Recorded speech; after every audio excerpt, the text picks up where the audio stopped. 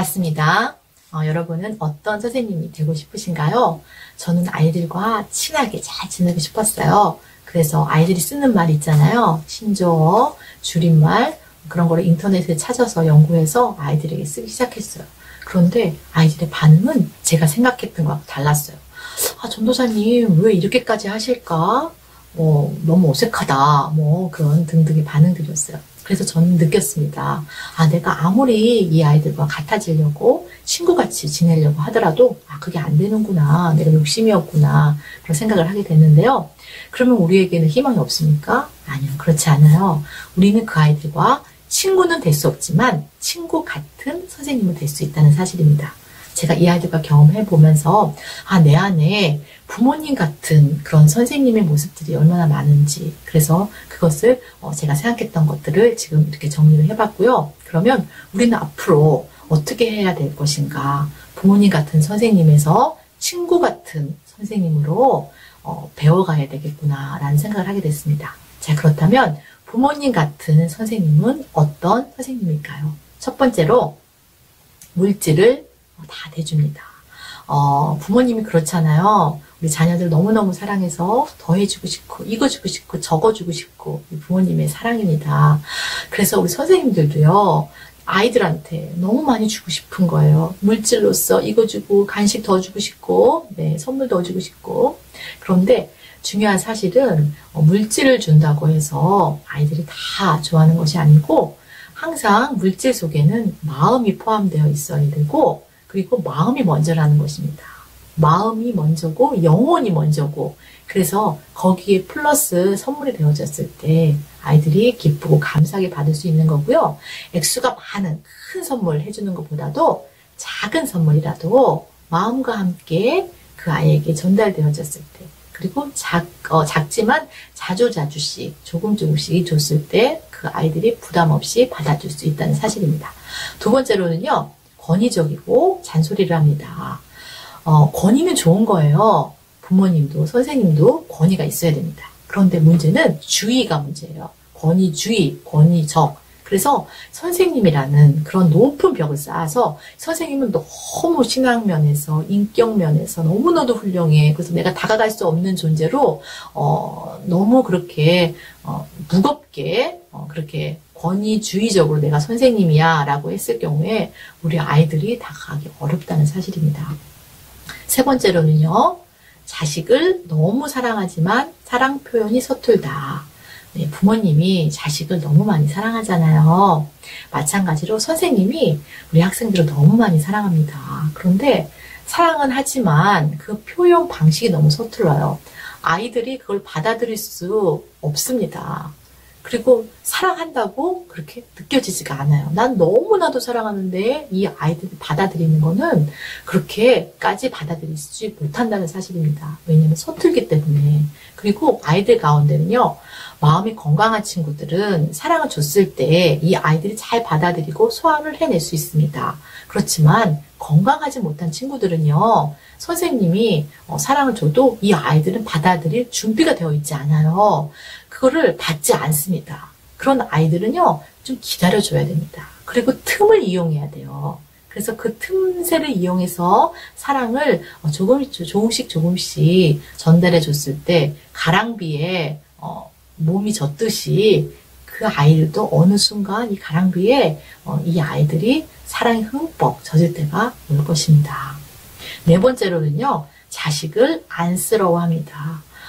참 부모님의 사랑은 대단한 것 같아요. 자식이 정말 국률의 마음, 자식을 향한 안쓰러운 마음들, 그런 마음들이 정말 하나님 아버지의 마음이고 우리 부모님의 마음입니다. 그런데 우리 선생님들도 우리 학생들에게 그런 국률의 마음, 안쓰러운 마음들을 표현했을 때 우리 학생들은요, 굉장히 그거를 싫어한다는 사실입니다. 너무 마음이 그냥 닫혀져 버려요.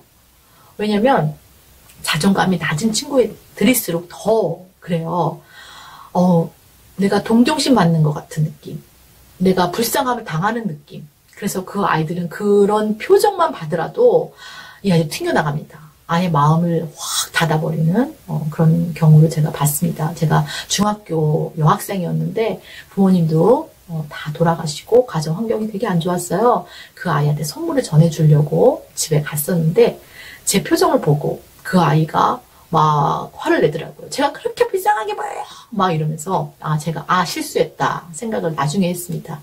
저는 사랑해서 했던 표정인데 그 표정이 그 아이한테는 불쌍함으로 받아들여졌나 봐요. 그래서 나의 표정 하나도 이 아이들은 굉장히 민감하게 받아들이고 반응하는구나 라는 것을 배웠습니다. 나중에 3년 후에 이제 그 아이와의 그런 오해가 다 풀렸는데 그래서 이 아이들, 내가 사랑하는 마음이 너무 많잖아요. 우리 구유라는 마음 참 좋은 거예요. 그거는 내 마음속에 저장해 놓으시고 그 아이 대할 때는 긍정적으로 그까짓 거 아무것도 아니야. 너 할 수 있어. 이거 문제도 아니야. 아이한테 믿음의 말 그리고 긍정적인 말을 그 아이한테 해주시는 것이 좋겠습니다. 자, 그렇다면 친구 같은 선생님은 어떤 선생님일까요? 첫 번째, 편하다. 친구가 그렇잖아요. 친구랑 같이 있으면 편합니다. 내가 하고 싶은 얘기 다 합니다. 왜냐면 그 친구는 나를 판단하지 않아요. 나를 편하게 대해주기 때문이죠. 두 번째로, 부담스럽지 않다. 부담을 주면 아이들이 가까이 하고 싶지 않아요. 같은 말이라도요, 우리 선생님들 중에 중학교 가니까 어때? 라는 말을 아이에게 물어보고 싶어요. 그러면 아이에게 부담스럽지 않게 하려면 진지하지 않아야 됩니다. 무겁지 않아야 됩니다. 그냥 가볍게 말을 툭툭 던지듯이 내가 깊이 생각해서 말을 한 게 아니고 지나가다가 너 생각나서 물어보는 거야. 물론 이 아이한테 질문하기 위해서는 질문을 내가 미리 준비해 가잖아요. 그런데 아이한테 실제로 만났을 적에는 아주 편안하게 부담 없이 그냥 가볍게 던지듯이 그렇게 그리고 밝게 아이에게 이야기하는 것이 좋다고 하는 것입니다. 자, 세 번째로는요, 어색하지 않다.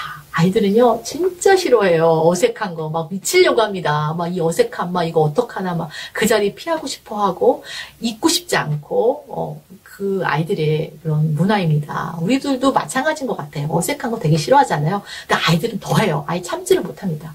그래서 아이들은 분위기를 굉장히 많이 타요. 그래서, 아이들은 감정 기복이 심하고, 내가 좋은 분위기다, 안 좋은 분위기다, 어색한 분위기다. 그러면 아이들이 정말 다른 애처럼 애들 돌변을 합니다. 그래서 이 좋은 분위기를 만들기 위해서 선생님들이 노력을 하셔야 돼요. 밝고 긍정적으로 그런데 친근하게 하지만 또 오버하지 않게. 참 이게 말이야 쉽지 실제로는 굉장히 어렵습니다. 네, 우리가 해결해야 될 숙제이기도 합니다. 네, 네 번째로 판단하지 않는다. 색안경을 끼지 않는다. 네, 판단하지 않고. 이 친구가 참 편한 이유 중에 하나입니다. 판단하지 않아요. 근데 우리 어른들은 잣대가 있는 것 같아요. 내 기준이 있어요. 내 기준에 해서 이 아이가 좋은 애, 모범적인 애, 그렇지 않은 애.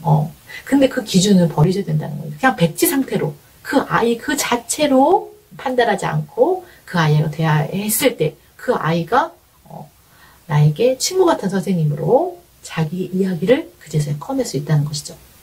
다섯 번째로는요, 친구 같은 선생님은 아이들의 말을 잘 들어줍니다. 네.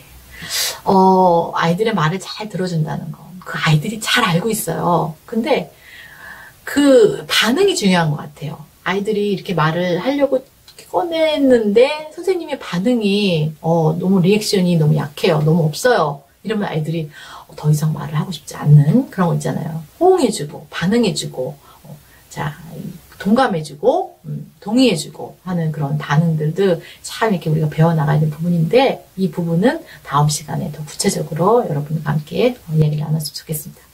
자, 여러분 부모님 같은 선생님이신가요? 아니면 친구 같은 선생님이신가요? 내 안에 아이들 대할 때 부모님 같은 선생님 모습이 많다. 그러시면 한 가지라도 친구 같은 선생님으로 내가 배우고 더 그렇게 발전해 나가야겠다라고 이렇게 생각하셨으면 좋은 시간이 될 것 같고요. 근데 여러분들 부담은 갖지 않으셨으면 좋겠어요. 왜냐면 아이들이 이렇게 인생이 있잖아요. 인생 속에 많은 선생님들이 거쳐갑니다. 많은 멘토들이 거쳐갑니다. 그 중에 내가 하나예요. 그래서 내가 좀 부족할 수 있습니다. 아이들에게 더 많이 이렇게 사랑을 주고 해야 되는데 내가 가지고 있는 게 너무 없기에 내가 또 배운 것이 많이 없기에 아이들한테 실수할 수도 있고 내 생각보다 잘 못할 수도 있습니다. 그렇지만 여러분 나는 그냥 최선을 다하면 되는 거예요. 내가 할 수 있는 한 열심히 노력해보고 배워보고 그러면 되는 것입니다. 내가 못하는 부분, 안 되는 부분, 부족한 부분들은요.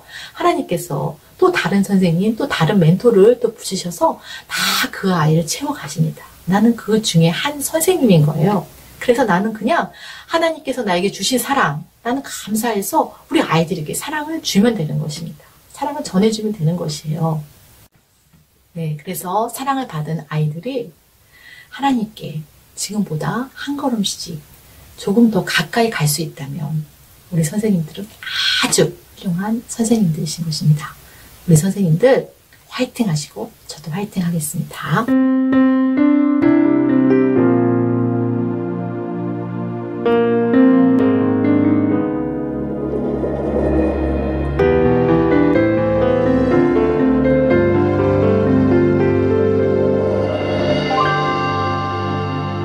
아버지 당신의 마음이 있는 곳에 나의 마음이 있기를 원해요.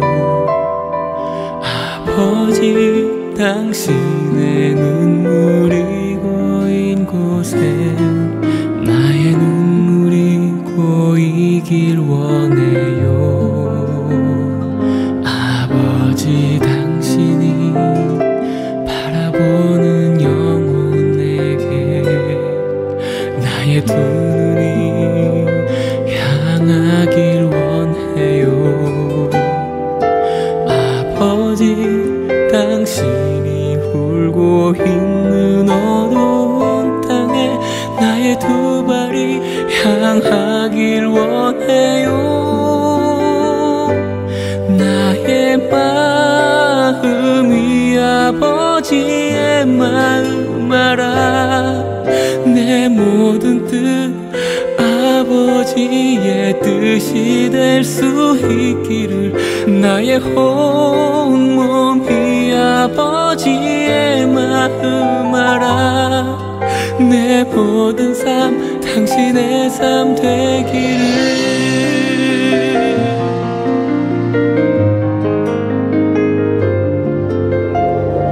아버지 당신의 마음이 있는 곳에 나의 마음이 있기를 원해요. 아버지 당신의 눈물이 고인 곳에 나의 눈물이 고이길 원해요.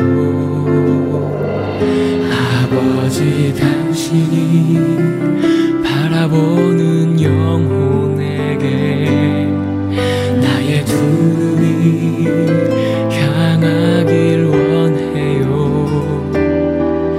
아버지 당신이 울고 있는 어두운 땅에 나의 두 발이 향하길 원해요. 나의 마음이 아버지의 마음 알아.